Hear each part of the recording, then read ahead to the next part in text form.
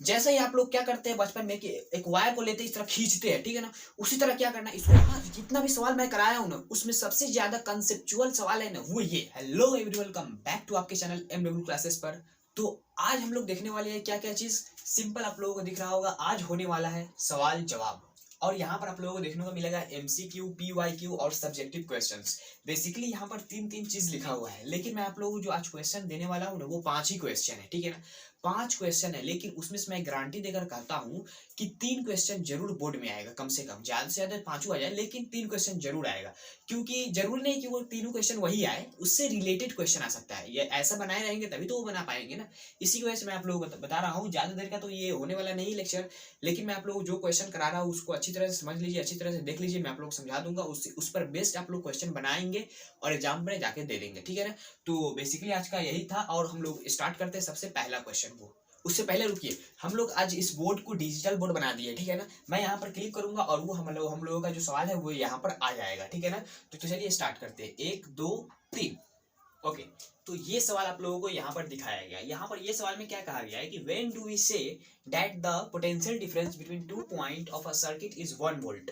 यहाँ पर क्या बोला गया है कि हम लोग कब ये कह सकते हैं कि कोई सर्किट में 2 पॉइंट के बीच के पोटेंशियल के डिफरेंस को 1 वोल्ट, 1 वोल्ट कब कह सकते हैं कि 2 पॉइंट के बीच का पोटेंशियल डिफरेंस 1 वोल्ट है, कब कह सकते हैं। तो उसके लिए हम लोगों को कल पढ़ाया गया था, मैं आप लोगों को कल बता दिया था कि कब कहा जाएगा कि पोटेंशियल डिफरेंस क्या होता है और 1 वोल्ट कब होगा। ये सब मैं आप लोगों को अभी बताने वाला हूँ, लेकिन ये बता चुका हूँ कि पोटेंशियल डिफरेंस आखिर होता क्या है। पोटेंशियल डिफरेंस एक तरह का वोल्टेज होता है और इस पोटेंशियल डिफरेंस की वजह से इलेक्ट्रॉन्स चलते हैं, मूव करते हैं, और उस चलने की वजह से वहां पर करंट बनता है, ठीक है ना। पोटेंशियल डिफरेंस यानी वोल्टेज का काम क्या होता है, इलेक्ट्रॉन्स को मूव कराना, चलाना, वही काम होता है, उसके अलावा और कुछ काम नहीं होता है पोटेंशियल डिफरेंस का। चलिए मैं आप लोगों को बताता हूँ इस सवाल का मतलब क्या कहा गया है। कि मान लेते हैं कोई भी सर्किट है, जरूरी नहीं सर्किट हो, 2 पॉइंट भी हो सकता है। यानी एक वायर है, उसमें एक पॉइंट ए है और एक पॉइंट बी है, ठीक है। ये 2 पॉइंट है, इन 2 पॉइंट के बीच का पोटेंशियल डिफरेंस 1 वोल्ट मान लेते हैं। जस्ट इमेजिन, मान लीजिए कि 1 वोल्ट है।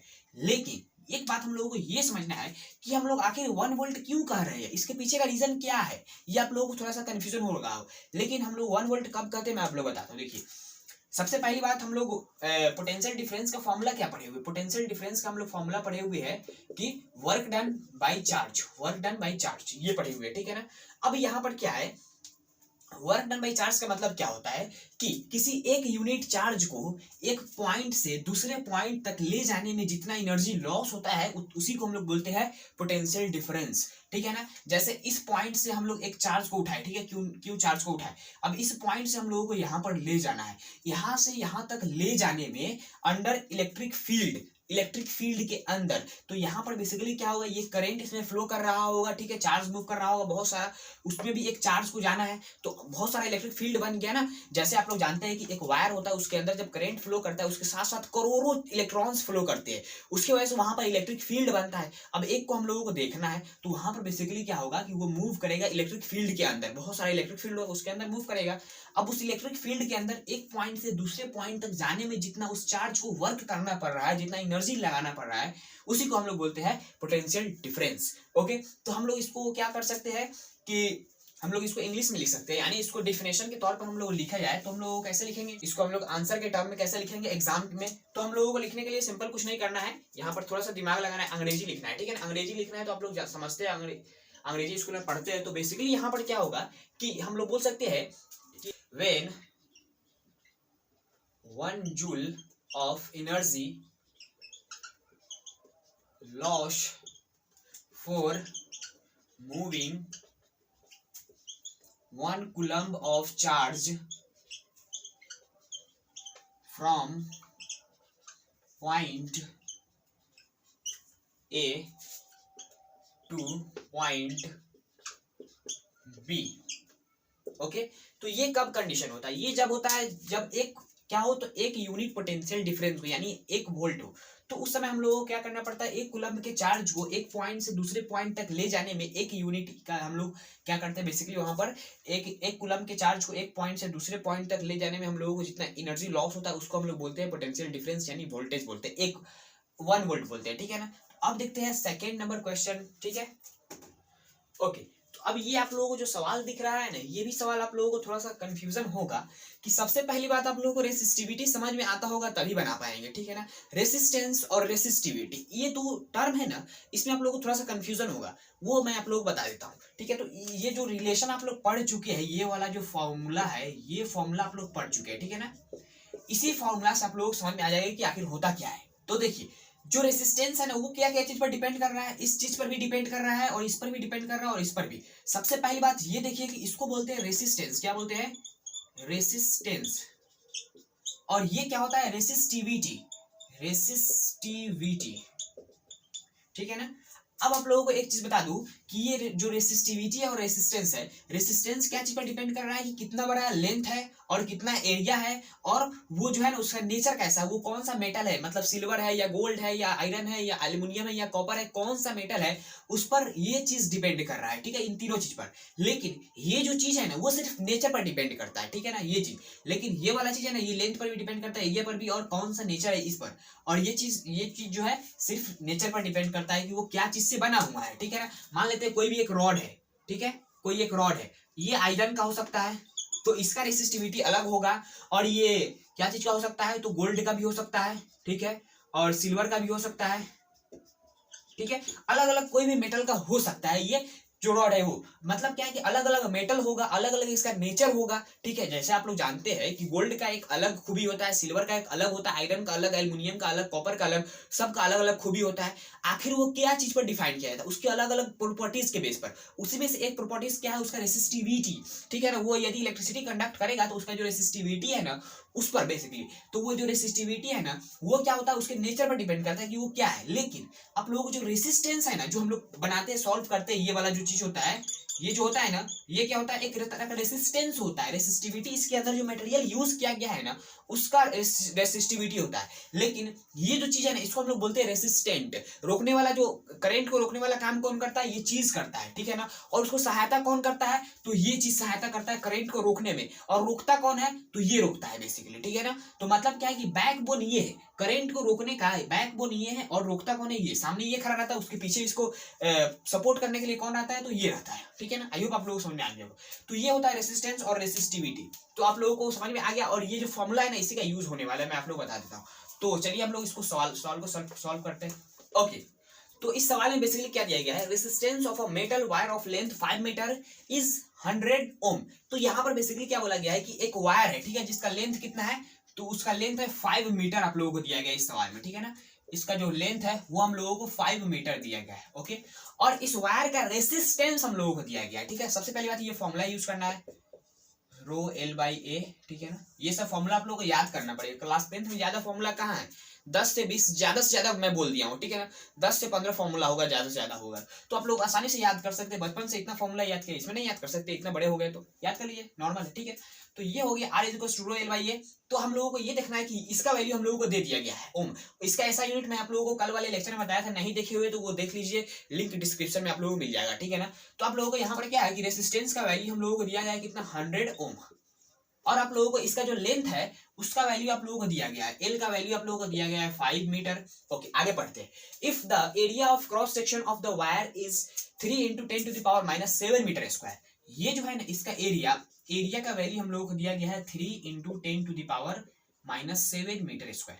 ये चीज आप लोगों को मिल चुका है। हम लोगों को अब कैलकुलेट क्या करना है? कैलकुलेट करने के लिए the resistivity of the metal, ये जो चीज है ना, ये हम लोगों को कैलकुलेट करना है कि उसकी प्रॉपर्टी क्या है, उसका कितना रेसिस्टिविटी है, ये हम लोगों को कैलकुलेट करना है। तो चलिए कैलकुलेट करते हैं। फॉर्मूला हम लोगों के सामने देखिए। कैलकुलेट करने के लिए कुछ नहीं करना है, R is equal to rho L by A, ये चीज है। इस ए को इधर ले जाएंगे और एल को नीचे लाएंगे, तो हम लोगों को रो का वैल्यू क्या मिल जाएगा? तो rho is equal to R A by L. ये फॉर्मूला हम लोगों को मिल जाएगा, ठीक, रो का वैल्यू निकालने के लिए। तो हम लोगों को रेसिस्टेंस कितना दिया गया है? 100 दिया गया है, ठीक, इनटू हम लोगों को एरिया कितना दिया गया है? तो एरिया आप लोगों को दिया गया है 3 into 10 to the power -7 divided by हम लोगों को लेंथ भी दे दिया गया है 5 मीटर, ओके।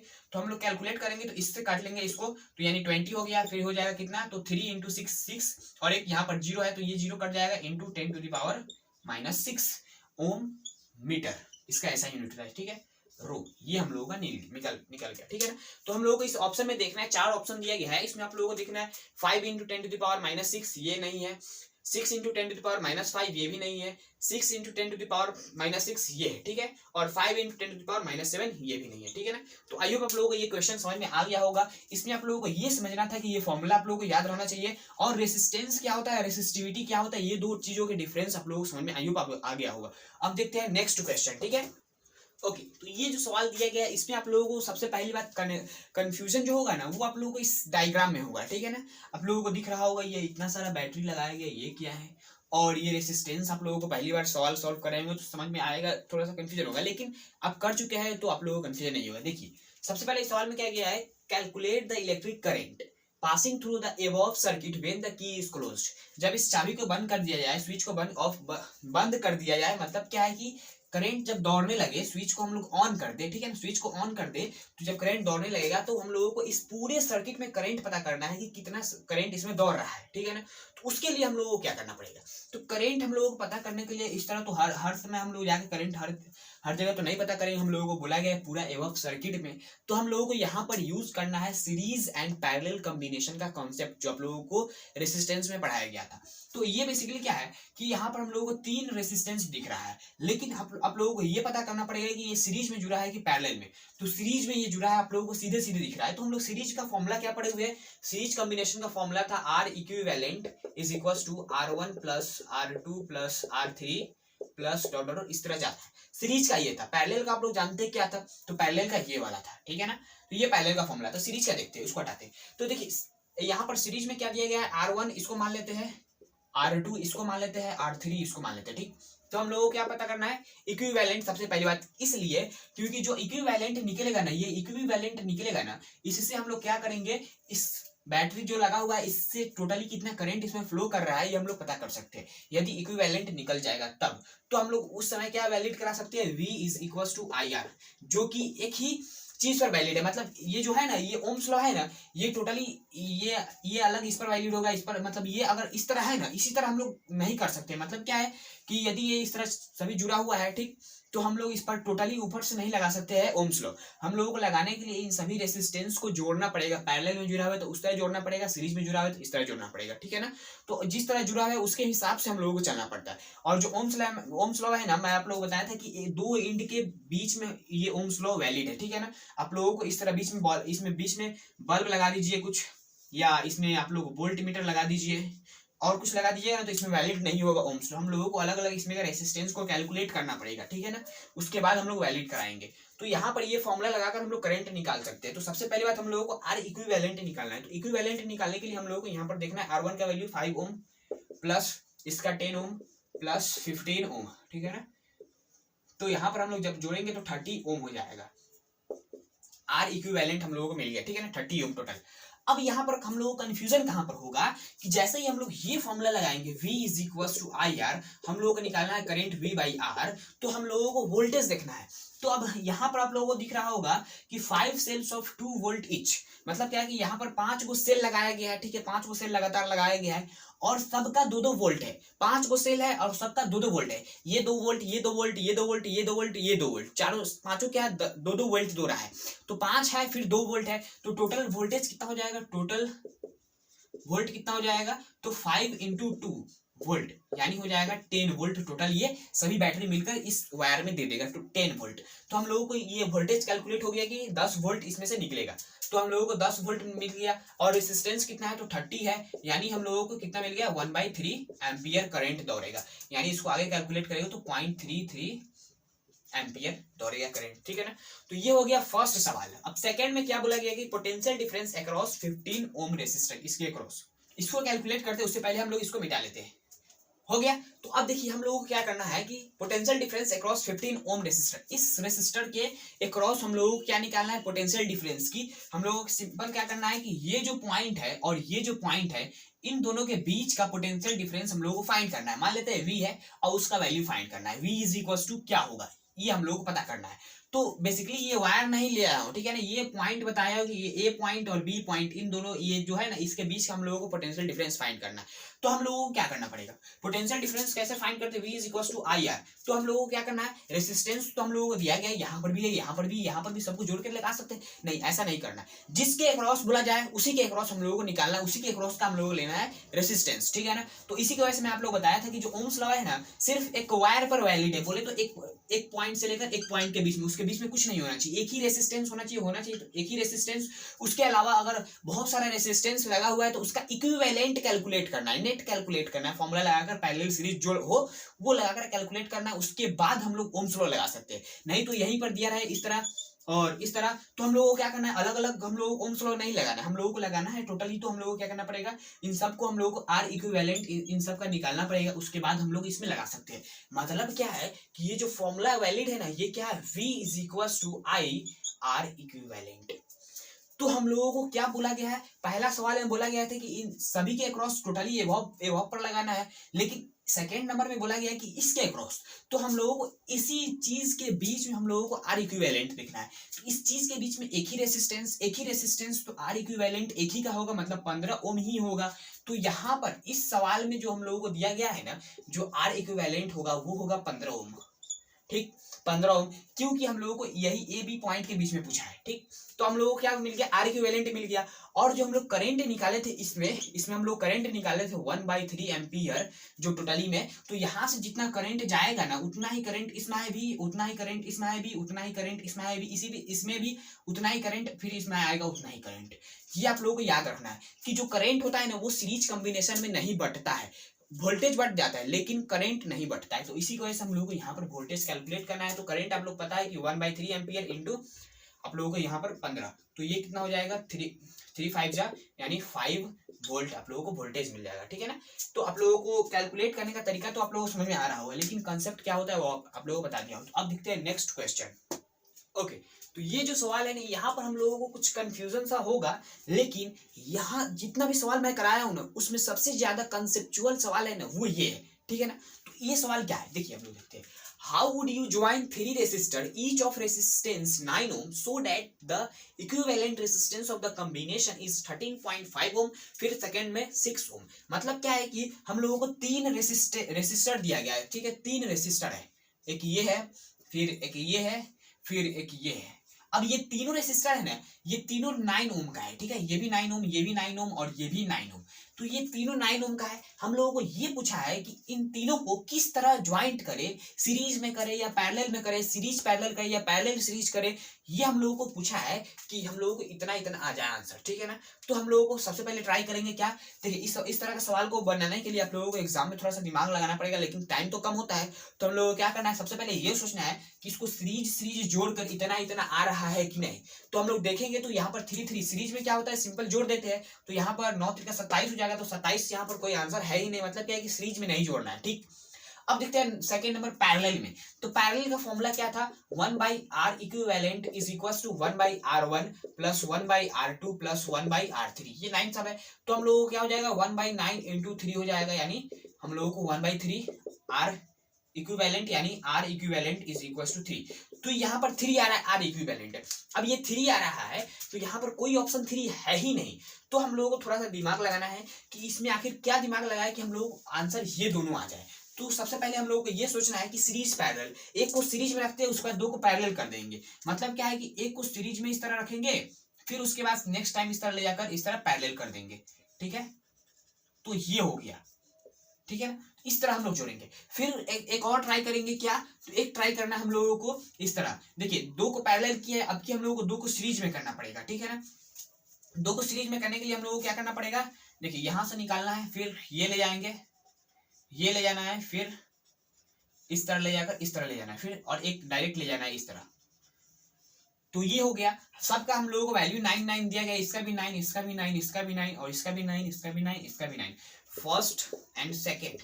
इस तरह हम लोगों को ट्राई करना है कि किस तरह आखिर हो सकता है। हम लोगों को पता नहीं है कि आंसर कितना आएगा, तो हम लोग देखते हैं इसको कैलकुलेट करके। तो ऊपर की तरफ इसको कैलकुलेट करते हैं कितना आता है, देखते हैं। तो सबसे पहली बात इसको हम लोग तोड़ेंगे, ठीक है। तो इसको तोड़ने के बाद क्या हो जाएगा, 9 9 पैरेलल में है, तो क्या हो जाएगा उसका आर इक्विवेलेंट, इस सिस्टम का आर इक्विवेलेंट कितना होगा। तो इस सिस्टम का आर इक्विवेलेंट जो होगा ना वो होगा कितना तो 1/9 प्लस 1/9 होगा, यानी कितना हो जाएगा, तो 2/9 हो जाएगा। ठीक है, 2/9। तो 1/r इक्विवेलेंट है। यहाँ पर सबसे ज्यादा स्टूडेंट गलती करते हैं कि यही लिख देते हैं आंसर, ये आंसर नहीं होगा, इसको पलटना पड़ेगा। ठीक है ना, तो r equivalent is equals to 9/2 हो जाएगा ओम, इतना ओम। ये हो गया। अब हम लोगों को क्या करना है, इसी चीज को हम लोगों को क्या करना है, ये जो 9 ओम आया है ना, ये रहेगा, फिर इसका जो इक्विवेलेंट आया है ना, वो आप लोगों को यहाँ पर बना लेना है। अब ये टोटली सीरीज में हो गया। ठीक है ना, इसका जो वैल्यू है ना इस रेसिस्टेंस का, वो आप लोगों को यहाँ पर दिख रहा है, और इसका वैल्यू 9 ओम आप लोगों को दिया गया है। हम लोग सीरीज में दिया गया, सिंपल जोड़ सकते हैं। तो हम लोगों को क्या करना है, न्यू आर इक्विवेलेंट टोटल का निकालने के लिए आर इक्विवेलेंट क्या करना है, R equivalent is equal to 9 plus हम लोगों को इसका जो फाइंड किया वो कितना है, तो 9/2 है, 9/2।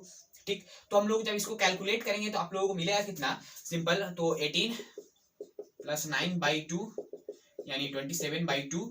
आगे कैलकुलेट करेंगे तो हम लोगों को मिल जाएगा कितना, तो 13.5 ओम। ठीक है ना, तो ये आप लोगों को दिख गया कि पहला का जो आंसर है 13.5 ओम, ये इस तरह हम लोगों को मिला है। तो आप लोगों को सोचना है, जरूरी नहीं कि ये 13.5 ही आता, ये 6 भी आ सकता था, लेकिन आया नहीं। तो जो आया उसको ट्राई कर दिए, हम लोगों को ये करना है। अब उसका सेकंड नंबर ये आया, तो हम लोग इसको सॉल्व करना है किस तरह, सिंपल, ये सीरीज में दिया गया है, तो इसको सीरीज को सॉल्व करेंगे। 9 कितना हो जाएगा, 18 हो जाएगा। सिंपल, हम लोग जानते हैं जोड़ना सीरीज वाले को। तो इसको जब आगे की तरफ सॉल्व करके इस तरह हम लोग कर देंगे, तो ये हो जाएगा 18 ओम। ठीक है, ये कितना हो जाएगा, 18 ओम, फिर ये हो जाएगा 9 ओम। अब ये दोनों पैरेलल में हो गया, तो हम लोगों को पैरेलल का हम लोगों को फॉर्मूला माना है, पता है, तो R equivalent is equal to 1/18 plus 1/9। ठीक, ये हो गया। अब हम लोगों को क्या करना है, इसको जैसे ही आगे की तरफ प्रोसीड करेंगे तो क्या हो जाएगा, तो ये हो जाएगा 1/2 प्लस 1 इंटू 1/9। 1/9 कॉमन कर लिया हूँ कैलकुलेशन आसान करने के लिए। तो यहाँ पर क्या हो जाएगा, 3/2 इंटू 1/9, तो ये 3 हो गया, यानी 1/6 1/r इक्विवेलेंट। जैसे इसको पलटेंगे तो r इक्विवेलेंट का जो वैल्यू आएगा ना, वो कितना हो जाएगा, 6 ओम। तो हम लोगों को सेकंड का भी मिल गया। ओके, तो आई होप आप लोगों को ये चारों सवाल समझ में आया होगा। अब पांचवा नंबर जो है ना, उसमें आप लोगों को 2 सवाल दिया गया, वो क्या चीज है, तो कॉम्बिनेशन ऑफ रेसिस्टेंस पर बेस्ड है, जो आप लोगों को सॉल्व करना चाहिए। तो चलिए आप पांचवा को देखते हैं। ठीक है, ओके, तो ये सबसे पहला सवाल इसमें का, पांचवा का सबसे पहला सवाल, इसमें आप लोगों को कॉम्बिनेशन ऑफ रेसिस्टेंस दिख रहा होगा, ये आप लोगों को रेक्टेंगल फॉर्म में दिख रहा है। लेकिन आप लोग जब दिमाग लगाएंगे, आप लोगों को देखेंगे, तो थोड़ा सा सोचेंगे तो क्या होगा, आप लोगों को ये दिख रहा है कि यहाँ से 3 वायर निकला है, फिर 3 वायर जुड़ा हुआ है, ये इस तरह डबल डबल, इधर रेसिस्टेंस, इधर भी डबल एक सिग्नल गया है। तो ये आखिर है क्या, इसको सॉल्व किस तरह करें, थोड़ा सा कंफ्यूजन होगा। लेकिन जैसे ही आप लोग क्या करते हैं बचपन में कि एक वायर को लेते इस तरह खींचते हैं, ठीक है ना, उसी तरह क्या करना है, इसको भी खींचना है। इसको कैसे खींचना है, ये ए बी लाइन, यहाँ से क्या करना है, इस लाइन को पकड़ना है, फिर इस लाइन को पकड़ना है, इसको कस के खींच देना है, कस के खींचना है, इमेजिन करना है, रियलिटी में खिंचाएगा नहीं, लेकिन इमेजिन करना है। ठीक है, खींचना है कस के। तो आप लोगों को क्या मिलेगा, यहाँ पर देखिए, जैसे ही इसको खींचेंगे तो क्या होगा, ये सब पचक जाएगा। ठीक है, तो क्या होगा कि ये कुछ इस तरह आप लोगों को फॉर्म होता हुआ दिखाई देगा। ठीक है, ये रहा, फिर आप लोगों को कुछ इस तरह दिखाई देगा, फिर आप लोगों को कुछ इस तरह दिखाई देगा। ठीक है ना, यहाँ से भी आप लोगों को कुछ इस तरह दिखाई देगा, फिर आप लोगों को कुछ इस तरह दिखाई देगा, इस तरह निकल जाएगा। ठीक है ना, तो ये ए हो गया, फिर ये बी हो गया। अब हम लोगों को ये देखना है कि इसको सॉल्व किस तरह करें। तो हम लोगों को कुछ नहीं करना है, यहाँ पर आर है, ये भी आर है, ये भी आर है, ये भी आर है, ये भी आर है। देखिए, सबसे पहली बात, ये एक लाइन है। ठीक है, तो हम लोगों को यहाँ पर इस चीज को छोड़ दीजिए, ये नीचे का है ना, इसको नीचे का छोड़ दीजिए, लेकिन ऊपर का देखिए, तो ये दोनों चीज आप लोगों को क्या चीज में दिख रहा है, सीरीज में दिख रहा है। ठीक है ना, दिमाग खुला ना, ये भी सीरीज में, और नीचे का सीरीज, इसको ऊपर का छोड़ दीजिए, नीचे का देखिए, तो ये भी सीरीज में दिख रहा है। ठीक, अब ये जो चीज है, ये तो एक रेसिस्टेंस है, तो ये नहीं सीरीज नहीं पैरेलल, आप लोगों को समझ में आ रहा होगा। तो बीच वाले को छोड़ दीजिए, कोई फर्क नहीं पड़ रहा है, सिर्फ ऊपर वाला नीचे वाले को देखना है। तो दोनों ऊपर वाला सीरीज में, नीचे वाला भी सीरीज में, तो कुछ नहीं करना, इसको सीरीज में है तो आर प्लस आर क्या हो जाएगा, 2r हो जाएगा। तो ऊपर वाला 2r, फिर नीचे वाला भी 2r। आगे देखिए, इसको जब इस तरह सॉल्व करेंगे तो हम लोगों को मिलेगा कि ये बीच वाला तो इसी तरह रह गया, फिर ऊपर वाला जैसे ही सॉल्व हुआ तो आप लोगों को दिखाई देगा कि ऊपर वाला सॉल्व होकर क्या बना, इस तरह कुछ बन गया। ठीक है, फिर नीचे वाला भी सॉल्व होकर इस तरह कुछ बन गया। तो अब आप लोगों को समझ में आ रहा होगा कि ये 2r, ये r, फिर ये 2r। ठीक है, ये 2r अब समझ में आ गया ना। अब देखना है क्या कि ये तीनों का तीनों आप लोगों को पैरेलल में दिख रहा है। ठीक, अब इसको सॉल्व करने के बाद आप लोगों को दिख रहा है ये तीनों पैरेलल में। अब पैरेलल का फॉर्मूला लगाकर इसका आर इक्विवेलेंट निकाल सकते हैं। तो क्या हो जाएगा, 1/r equivalent is equals to 1/2r plus 1/2r plus 1/r। ठीक, तो आप लोगों को क्या करना है, 1/2 और 1/2r 2 है, तो हम लोग इसको 2 को मल्टीप्लाई करके लिख सकते हैं 2r इंटू 2 प्लस 1/r। तो ये 2 कट गया, यानी 1/r प्लस 1/r, तो क्या हो जाएगा, 2/r हो जाएगा, यानी 1/r इक्विवेलेंट। तो आर इक्विवेलेंट कितना हो जाएगा, तो आर इक्विवेलेंट हो जाएगा आर बटे 2, ठीक है ना। इसका इनवर्स करना है, ये याद रखना है कि ये जो चीज आप लोगों को दिखाई दे रहा है ना, इस चीज का हम लोगों को इनवर्स करना है किसी भी हाल में, नहीं तो आप लोग पैरेलल कंडीशन में क्या होता है, पैरेलल वाले में इसको उल्टा ही लिख देते हैं। इसी की वजह से आप लोगों को थोड़ा ध्यान रखना है कि इसको हम लोगों को उल्टा करना पड़ता है, ठीक है ना। तब हम लोगों को मेन जो हम लोग को आंसर चाहिए वो आता है। अब देखते हैं इसका, इसी का जो 5 का सेकेंड नंबर क्वेश्चन है उसको देखते हैं, ठीक है ना। अब ये सवाल आप लोगों को देखिए, इस सवाल में आप लोगों को थोड़ा सा कंफ्यूजन होगा, लेकिन नहीं होगा, मैं हूं तो, ठीक है ना। अब देखिए इसको सॉल्व किस तरह करना है। सबसे पहली बात सोचना है हम लोगों को कि कहां से कहां तक पूछा है। तो ये ए पॉइंट से बी पॉइंट के बीच का इक्विवेलेंट रेजिस्टेंस पूछा है। तो हम लोगों को क्या करना है, सबसे पहली बात इधर देखिए, इस वायर को देखिए, इधर का छोड़कर इधर वाला देखिए। इधर वाला क्या है, ये और ये दोनों क्या चीज में आप लोगों को दिख रहा है, सीरीज में दिख रहा है। तो इसको सॉल्व करने के बाद हम लोगों को क्या मिलेगा, इसको सीरीज में जैसे ही सॉल्व करेंगे तो ये इक्विवेलेंट मिल जाएगा। आर आर है तो 2r हो जाएगा, ठीक है। तो इसको मिटाकर मैं आप लोगों को बता देता हूँ, यहाँ पर 2r लिख दीजिए, ठीक है ना। तो इसको जैसे ही कट कर देंगे इस तरह बना लेना है, फिर यहाँ पर 2r लिख दीजिए। छोटा बनाया हो लेकिन कोई बात नहीं, ठीक है ना, बड़ा बना रहे तो, नहीं तो आप लोग बोलिएगा। देखिए ये हो गया, ठीक है ना, 2r ये हो गया। अब देखिए ये वाला 2r और ये वाला, इधर देखिए, इधर का छोड़ दीजिए, इधर वाला देखिए। तो ये r2r और ये r, ये दोनों क्या है, पैरेलल में आप लोगों को दिख रहा है ना। ये देखिए ये दोनों का एंड सेम है, दोनों का एंड सेम है, और फिर यहाँ पर जुड़ा हुआ है। तो ये क्या है, पैरेलल में, पैरेलल में है। तो हम लोगों को क्या करना है, पैरेलल का फॉर्मूला लगाकर इन दोनों को जोड़ना है। तो 1/r equivalent is equals to 1/2r plus 1/r। तो कितना हो जाएगा, 1/2r प्लस 1/r। तो आप लोगों को देखने को मिलेगा कि 3/2, ठीक है, 3/2r हो जाएगा, ठीक है, 1/r इक्विवेलेंट। अब r इक्विवेलेंट क्या हो जाएगा, तो 2r/3 हो जाएगा। अब हम लोगों को क्या करना है, सिंपल, कि ये जो चीज आप लोगों को दिख रहा है ना 2r और r, तो इसको हम लोग मिटा देंगे। फिर यहाँ पर हम लोगों को लिखना है क्या, यहाँ पर हम लोगों को लिखना है ये, इस तरह कुछ रेसिस्टेंस बनाना है। फिर हम लोगों को ये लिख देना, और इसका जो r इक्विवेलेंट आएगा वो 2r/3 हो जाएगा, ठीक है। तो हम लोगों को ये भी मिल गया। अब देखिए ये हम लोगों को मिल गया। अब आगे सोचिए थोड़ा सा क्या होगा। तो आगे जैसे ही सोचेंगे तो आप लोगों को दिखेगा कि ये वायर और ये वायर दोनों क्या है, दोनों आप लोगों को सीरीज में दिख रहा है। सीरीज में दिख रहा है तो डायरेक्ट जोड़ सकते हैं। डायरेक्ट जोड़ने के लिए आप लोगों को कुछ नहीं करना है, सिंपल फॉर्मूला लगाना है, r equivalent r1 plus r2। तो 2r/3 प्लस r कितना हो जाएगा, तो 3 + 5 r/3 ये हो जाएगा r इक्विवेलेंट। तो कुछ नहीं करना, इसको मैं यहाँ पर बना देता हूँ, ठीक है ना। तो यहाँ पर कुछ नहीं करना, ये हो गया, ठीक, ये हो गया।